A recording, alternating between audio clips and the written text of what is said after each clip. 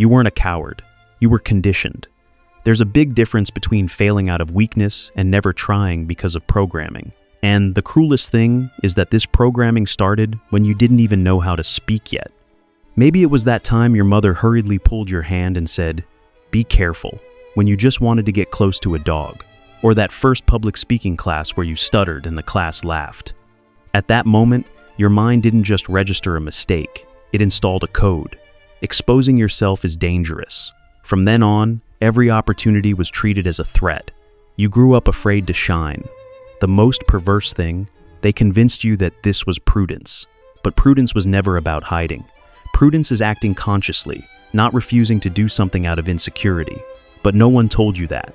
And so, your greatest enemy was born, fear disguised as common sense. An invisible ghost that shapes every word you swallow, every glance you look away from, every chance you watch pass by while mentally repeating, "I'm not ready yet."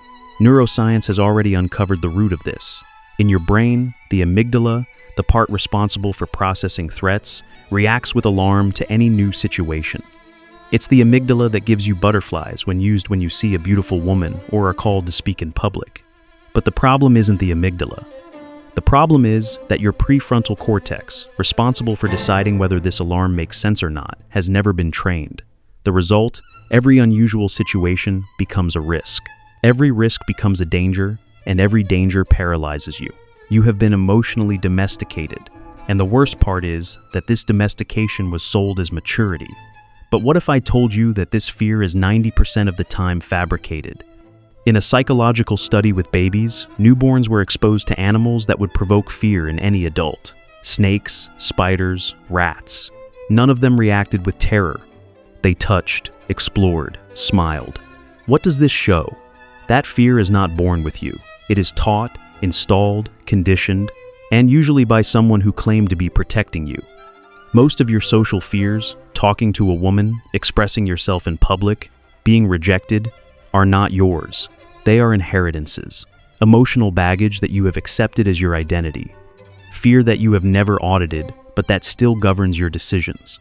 And what is most perverse about all this? This fear wears the mask of caution. It tells you that you are shy, reserved, that this is not your style. But the truth? This style is just the version you adopted to survive emotionally in a world that taught you that standing out was dangerous. But there is a detail that no one talks about. The more you feed this fear, the more it believes it is right. Your mind is a prediction factory, and if you never act, it never updates the data. That is why a simple, bold act can be more transformative than 1,000 motivational videos, because it is in the act that you break the pattern. That's why extraordinary men make lists of what they fear most, and one by one, destroy these ghosts. Not because they want to prove something, but because they understand that running away from discomfort is to remain small, and there is no legacy in smallness. Deep down, you feel it. Life is calling you back to the front lines. And maybe, just maybe, this video is the call your soul has been waiting for, to declare war on the ghost that has been living inside you. Because if there is one thing more dangerous than fear, it is getting used to living with it. You might think that the opposite of fear is courage, but in fact, the opposite of fear is identity. When a man knows who he is, fear loses its function, doubt evaporates, hesitation is silenced. Authentic masculine energy doesn't need to be explained, defended, or validated. It just is. Presence, direction, clarity. But what happens when this energy is tamed? When a man is trained from an early age to mistake humility for effacement, it disappears.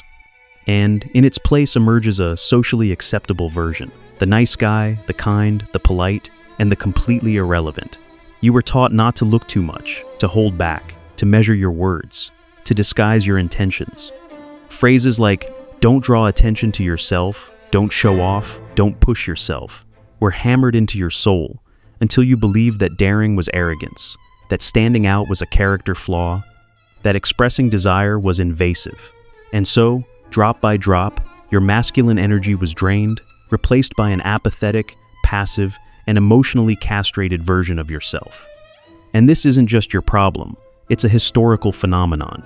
Modern culture has been sabotaging the masculine archetype for decades. Men have been criticized for leading, for taking the initiative, for flirting openly. Everything that was once synonymous with strength is now treated as a threat. But nature doesn't care about social narratives. Nature responds to energy and masculine energy when active continues to be the ignition point of feminine desire. This isn't machismo, this is polarity. The psychology of attraction is clear. Desire is born of contrast. Masculine in presence, feminine in surrender. Not because one is greater than the other, but because they are opposites that complement each other. The bold man, the one who speaks his mind, who moves with intention, who enters a room and changes the mood, represents this pull. He doesn't need to shout, he doesn't need to confront. His mere existence is enough for everyone around him to react. Because your energy communicates, I am here and I don't need your permission to exist. But let's go beyond theory. Why is boldness, in fact, a profoundly masculine behavior? Because it requires breaking the cycle of external validation. The bold man doesn't wonder if people will like it. He wonders if it is consistent with his principles. And if it is, he acts. Even if they judge him, even if they laugh, even if they don't understand, because his action is not to convince, it is to affirm, I am this here. Nietzsche wrote, "What is good? Everything that increases the feeling of power in man." And he wasn't talking about power over others, but about power over oneself, over one's instincts, one's will, one's expression. Boldness is the purest form of this power, because it arises when you act even without applause, even without certainty, even without support. The man who dares conveys a sense of inevitability. It's as if the world had to adapt to his presence, and not the other way around. But how can we recover this code if it has been buried by years of self-denial? The answer is simple and brutal. Through practice. What has been programmed by habit can only be rewritten by the shock of action. And it all starts verbally. Boldness begins when you stop pruning every sentence for fear of displeasing. When you look a woman in the eyes and say firmly, "You are interesting," it is not a pickup line. It is an affirmation, a reflection of someone who is not afraid of being too much. Then comes the nonverbal, the way you walk, your clothes, your pace, your gaze. The outfit you choose can be armor or handcuffs. It screams, "I am ready to be noticed," or "I want to hide." And everyone picks it up even without knowing how. The voice, the tone, the pause, everything communicates authority or submission. Boldness is a silent language, a code that men have forgotten but that bodies still recognize. When you start dressing like someone who wants to be seen, when you stand in a circle without shrinking, when you express an unpopular opinion respectfully but without apology, you are resetting the code. Little by little, your mind, which was previously seeking to protect itself, begins to seek territory. Your presence begins to be noticed. Your word gains weight. Your energy polarizes, and then comes the magic. You no longer have to prove anything. Because when the world feels that you have approved of yourself, it begins to follow you without begging for attention, just by being who you already are. When you stop hiding, saying "I'm shy" sounds innocent. It even seems cute, but this phrase repeated as an identity is social suicide disguised as a characteristic. Modern man has learned to hide behind acceptable labels. He doesn't say "I'm afraid of being rejected." He says "I'm reserved." He doesn't confess. "I don't know how to position myself in front of women." He says "I'm introspective." And so, covered by soft words, he distances himself from his own power. But the truth is uncomfortable. Shyness is not a fixed trait. It's just a behavior conditioned by the lack of exposure to discomfort. Shyness is accumulated fear. Fear that has never been challenged. Fear that has become armor. Only now this armor keeps you away from everything you want. Being shy is comfortable, it's justifiable, it's socially accepted, but it's also the shortest path to invisibility. No one wants the lukewarm, no one respects the absent. And what's even crueler, no one falls in love with someone who apologizes for existing. The shy person is not kind, he is silent. And while he shrinks, the bold take what could be his. Because in the real world, the prize does not go to those who wait, it goes to those who act with or without certainty. There is a powerful analogy here. An angry dog does not bite those who exude leadership. It attacks those who waver, who tremble, who hesitate. Why? Because in the animal and social world, energy is what defines the role. Hunter or prey. The shy man exudes the energy of doubt, and this instinctively puts him at the bottom of the hierarchy. You may not like it, But that is exactly why you need to change. The cure for shyness is not found in self-help books, nor in affirmations in the mirror. It lies in directly confronting the situations that make you retreat. There is a 7-second window between impulse and mental sabotage. If you act in that interval, you win. A look held for 2 seconds too long. A sentence said without thinking too much. A bold question asked before the mind edits. Small acts that reprogram your perception of risk. And every time you do this, you send a message to your own brain. I am safe. I can do it. The world doesn't need another guy full of good intentions who dies with words stuck in his throat. The world needs men who stand up even when they're shaking, who speak even when they don't know how they'll be received, who dare even when they have no guarantees, because that's what inspires. That's what attracts. That's what transforms. You don't have to be the most handsome or the strongest, but you do have to be the most present, the most whole, the most available for action. Because at the end of the day, no one falls in love with shyness, but everyone respects and desires those who had the courage to show themselves, even when it was easier to hide. You don't have to wait to be accepted to allow yourself to act. The world respects those who approve of themselves first.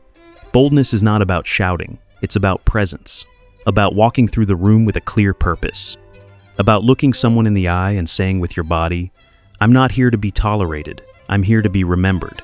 The big lie is that you need permission. The big truth is that it will never come. And that's why the bold dominate, because they understand that fear won't go away, but life won't wait either. Comment below, when was the moment you realized you were hiding? And if this video touched you in any way, share it with those who still believe that being shy is destiny. And remember, boldness is not aggression. It's the purest expression of your freedom. Daring isn't about appearing too much. It's about finally being yourself completely. But here's the part no one warns you about. Once you start breaking the cycle, the world will resist you. The moment you decide to reclaim your presence, something strange happens. The people around you, even those who love you, will subtly try to pull you back into the version of yourself they are comfortable with. Not because they want to hurt you, but because your growth threatens their sense of stability. The old you was predictable. The new you, the one who speaks, moves, acts without permission, forces them to confront their own limitations. This is the price of becoming your own man. You will outgrow rooms, conversations, and sometimes even relationships.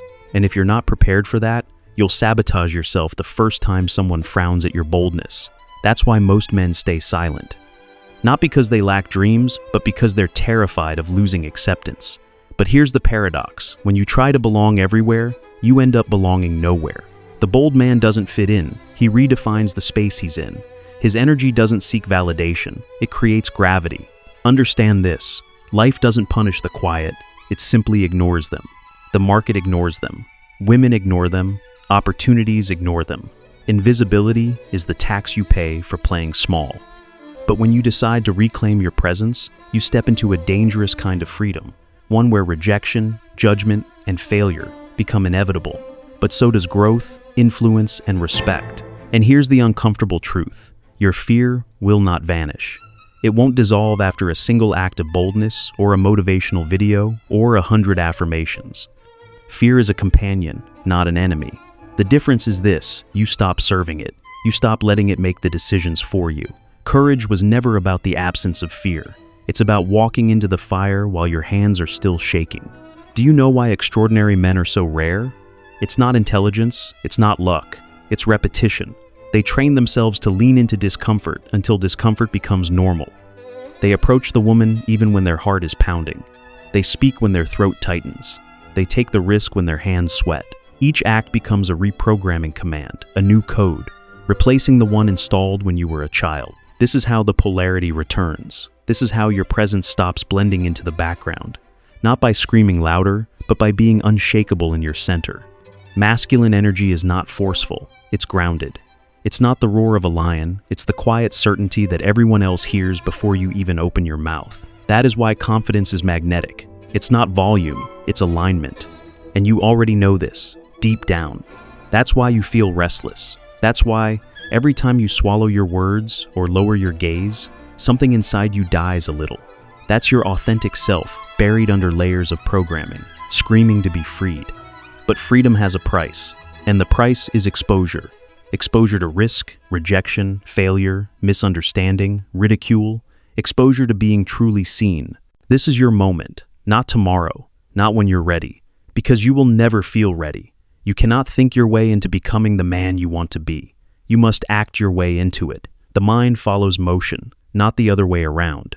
Every time you lean forward when your body wants to retreat, every time you say what you actually think instead of what's safe, every time you refuse to make yourself small, you reclaim another piece of yourself. And little by little, you become undeniable. Not because you're louder, stronger, or richer than everyone else, but because you finally stopped betraying yourself. Because you finally remembered who you are.